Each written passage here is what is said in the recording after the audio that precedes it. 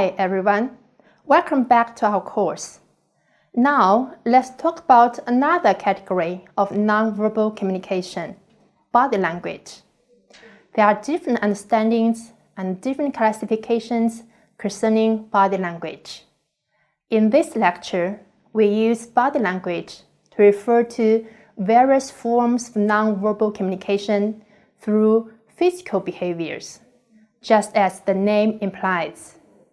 We will cover 5 aspects of body language: facial expressions, posture, gestures, eye contact, and touch. Let's first deal with facial expressions. Facial expressions play a big role in expressing a person's emotion. When we are talking with someone, when we look at his or her face to see the response. A look on one's face will tell us a lot about the person's emotional state, whether he's happy, sad, frustrated, or angry. We will thereby continue our talk or change the subject. When we talk online, for example, on WeChat, we use a lot of emoji, right? Why? Because we want to convey to others our feelings or emotions at the moment. And it is convenient. You can use it alone without saying anything. This use of emoji is intentional.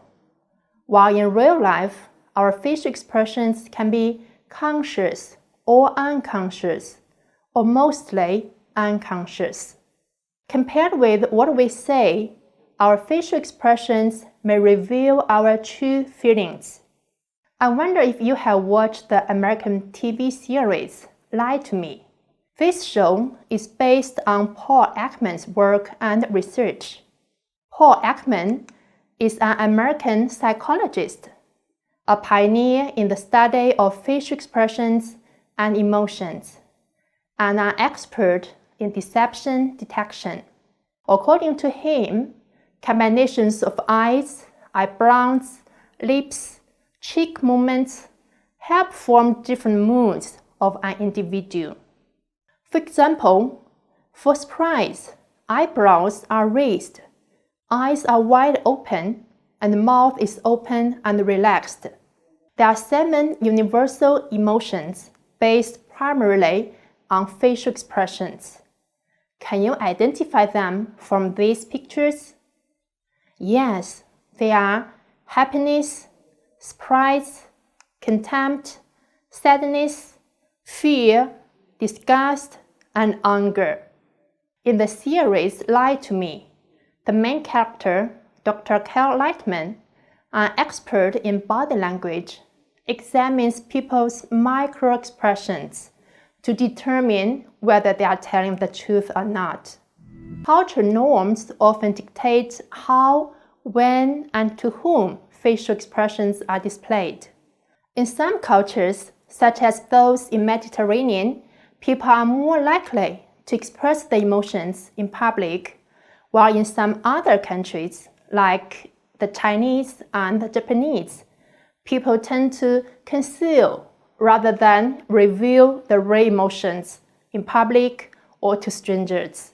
Even for the smile, the amount of smiling, the stimulus that produced the smile, and even what the smile is communicating often shift from culture to culture. In America, a smile can be a sign of happiness or friendliness, while in some Asian countries like China, Japan, and Thailand, smile is far more complicated.